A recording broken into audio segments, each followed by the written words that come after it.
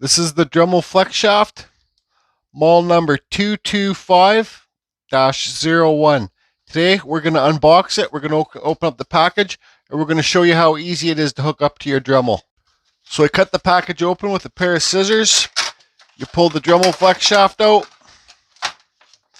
You got these instructions, and you got a collet inside this package and a little Dremel wrench.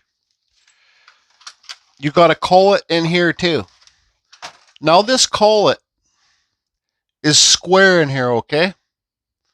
So this flex shaft has an inner flex shaft, and this inner flex shaft is square. I'll show you an example.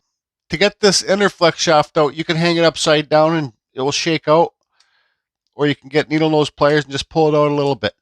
Now you see this here? This is the inner flex shaft. This is square drive. This silver nut that they send you is also square drive. So this will go on your Dremel, and this will go inside here just like that. So all we're going to do is get our Dremel. This is the Dremel 4000. This fits for all Dremels besides the Stylo and the 40 Flex. And the discontinued Advantage, it does not fit. So you lock the pin here. You just spin this on.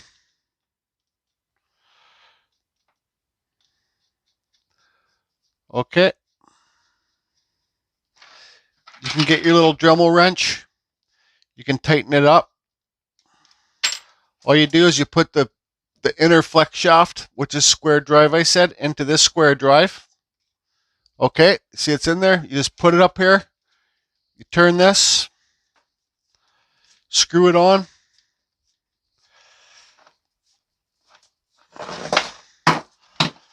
And you're good to go.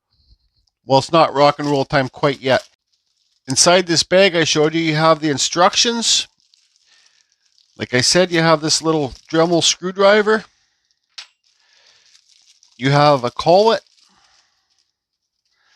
And then you have a nut. So this collet is 1/8. It fits like all your Dremel bits. So you put this little collet inside here. You hit the pin. This is your locking pin.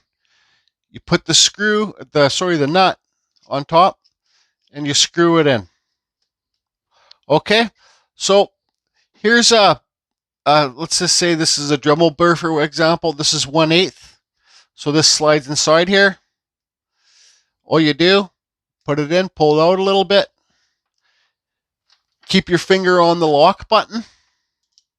Lock it up, and you're ready to go.